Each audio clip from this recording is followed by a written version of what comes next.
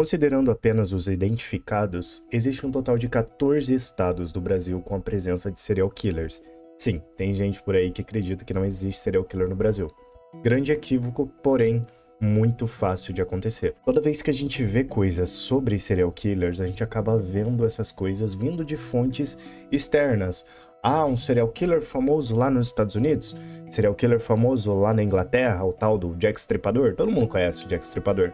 Nem todo mundo conhece o Pedrinho Matador, por exemplo. A propósito, você sabe quais são os 14 estados em que a gente tem com toda certeza a origem dos assassinos? E você sabe quais são os 14 estados que contam com assassinos confirmados sendo de lá? O primeiro deles, obviamente, é São Paulo, com um total de 13 assassinos, e juntando dá um total de 142 mortes. Mas é inegável dizer que é esperado. Afinal, São Paulo é o estado mais populoso do Brasil, é de se esperar que tenha uma quantidade bem maior. Mas o que mais me surpreendeu mesmo foi Minas Gerais, em segundo lugar, com 7 assassinos, porém 114 vítimas de homicídio. Detalhe que dessas 114, pelo menos 71 são confirmadamente de autoria do Pedrinho Matador. O Rio de Janeiro conta com 6 assassinos e um total de 27 mortes. Eu sei que não parece assim, absurdo comparado com os outros, mas ainda assim, 27 pessoas é um número considerável de pessoas. Paraná, Rio Grande do Sul e Goiás contam com 4 assassinos cada um, respectivamente com 29, 24 e 51 mortes. Já o Pará e Pernambuco contam com 3 assassinos em cada um, respectivamente com 9 e 68 vítimas. Mato Grosso do Sul, Espírito Santo e Santa Catarina contam com 2 assassinos em cada um, com respectivamente 10, 8 e 6 vítimas em cada estado. Já o Maranhão, Alagoas e Bahia, todos contam com 1 assassino, tendo respectivamente 42, 7 e 6 vítimas, cada um deles. Sim, o Maranhão tem 1 assassino com 42 mortes na mão dele. Pois é, ele vai ter um vídeo também. Detalhe que a gente tem 12 assassinos que não têm uma origem identificada, não se sabe ao certo qual é o local de nascimento deles. Em 29 de outubro de 54, em uma fazenda em Santa Rita do Sapucaí, em Minas Gerais, nascia Pedro Rodrigues Filho. Ele que é considerado o maior serial killer do Brasil, condenado a 400 anos de prisão pela morte de 71 pessoas. Porém, o Pedrinho Matador alega ter matado mais de 100 pessoas diferentes.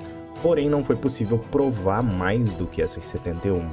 Que são as que ele foi acusado, e convenhamos, 400 anos de prisão já é muita coisa. Detalhe que, de acordo com a Lei 13.964 de 2019, a pena máxima no Brasil é 40 anos. Porém, essa lei alterou o artigo 75 do Código Penal, que marcava que o máximo era de 30 anos. Nos primeiros anos do Pedrinho, ele era meio poucas ideias, digamos assim. Ele era vítima de violência doméstica graças ao seu pai, teve o crânio ferido, ele até mesmo chutava a barriga da própria mãe. Ele chegou a fugir de casa quando tinha 9 anos para morar com os padrinhos. Depois ele fugiu novamente para ir para São Paulo, onde ele começou a cometer crimes na Zona Leste. Com 11 anos, ele assassinou o Jorge Galvão, que era um traficante de Taquera. E obviamente ele não ia deixar por aí, ele também matou o irmão e o cunhado do cara. Ele contou que em uma briga com o primo mais velho, ele empurrou o primo em uma prensa de moer carne e depois terminou de finalizar ele com um facão.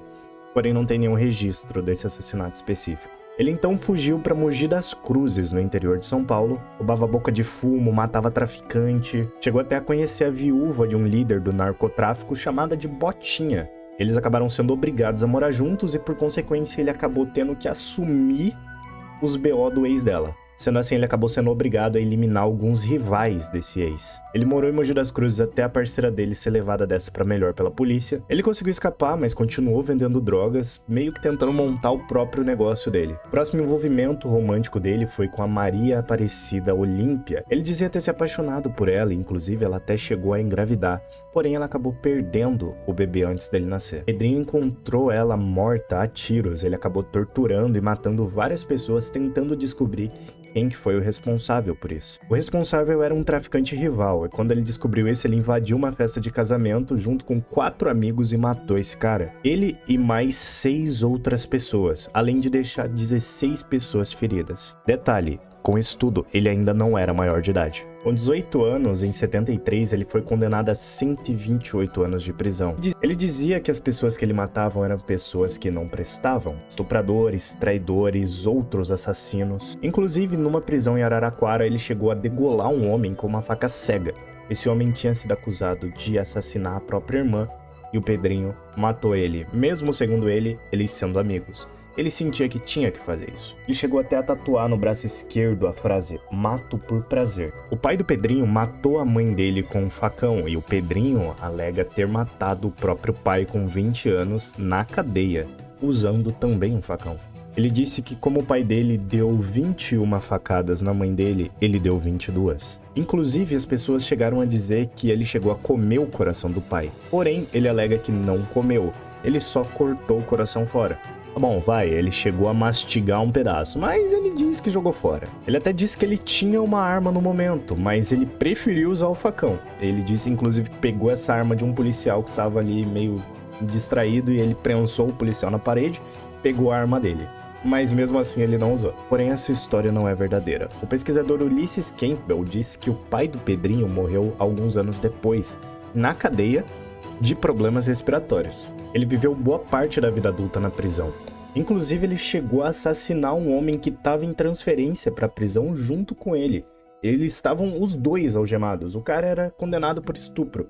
Ele foi lá e matou o cara. Ele foi até acusado de ser um dos fundadores das Serpentes Negras, que é um grupo criminoso que é basicamente o precursor do PCC. Em 85 aconteceu uma rebelião e ele acabou matando mais 4 detentos lá dentro. Ele foi transferido para a casa de custódia de Taubaté, que na época era conhecida como a mais segura do estado. Em 86, uma reportagem do jornal O Estado de São Paulo declarava ele como culpado de 40 assassinatos. Em 87, durante uma briga na casa de custódia de Taubaté, Pedrinho quase matou o Osmani Ramos, que é um outro assassino. Vai ter vídeo dele eventualmente. Como eu já disse, antes de 2019, o máximo de tempo de prisão era de 30 anos. Sendo assim, em 2003, o Pedrinho foi solto. Ou pelo menos, é o que deveria ter acontecido. Por conta dos crimes que ele cometeu dentro do presídio, a pena dele foi aumentada muito. Aí sim, finalmente chegando nos 400 anos que eu mencionei. Porém, mesmo assim, não ficou muito tempo a mais, sendo solto em 2007. Só que ele voltou a ser preso em 2011. Mais especificamente em 24 de abril de 2007, após 34 anos preso.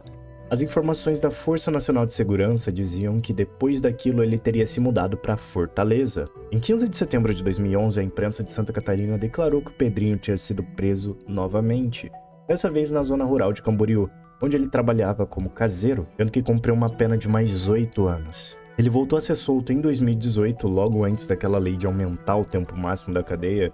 Ironia, né? E nesse momento ele teria se tornado cristão. Até disse que se arrependeu dos crimes. Ele tinha 64 anos, tinha passado 42 desses anos preso. Ele chegou até a criar um canal no YouTube, onde ele contava histórias dessa época, histórias da vida dele, e até mesmo ele chegou a acompanhar um documentário sobre a vida dele. Em 5 de março de 2023, aos 68 anos, Pedrinho Matador foi matado em frente à casa da sua irmã, na rua José Rodrigues da Costa, no bairro do Jardim Náutico, em Mogi das Cruzes. Aparentemente, 2 homens encapuzados saíram de um carro e começaram a atirar nele. Ele foi atingido 6 vezes, depois disso ele teve seu pescoço cortado com uma faca de cozinha. Chegaram até a acionar o SAMU, porém ele morreu no local. Foi sepultado no cemitério São Salvador, lá em Mogi das Cruzes. Ou aí em Mogi das Cruzes. Vai saber, vai que você tá assistindo em Mogi das Cruzes. A especialista em criminologia Ilona Cassoy afirmava que o Pedrinho não era um justiceiro, como muita gente considerava, mas sim um vingador. Ele estava ativamente caçando pessoas que ele via como o próprio mal encarnado na sociedade. Ele meio que queria resolver um problema gravíssimo do Brasil com as próprias mãos, esse problema da falta de resolução de crimes no nosso território. Segundo ele mesmo, só 10% dos homicídios são resolvidos no Brasil. Então, na cabeça dele, ele tinha que resolver isso por conta. Só que o detalhe é que os vítimas dele não tiveram direito a um advogado como ele teve. Em 82, um laudo pericial declarou que a motivação dele era basicamente a afirmação violenta do próprio eu e diagnosticaram ele com um caráter antiparanoide e antissocialidade. Ele chegou até mesmo a ser uma inspiração pro Dexter, sim, daquela série Dexter. Eu pretendo fazer vídeos sobre outros serial killers, então se tem algum específico que você queira que eu fale, Deixa aí nos comentários. Muito obrigado e até mais.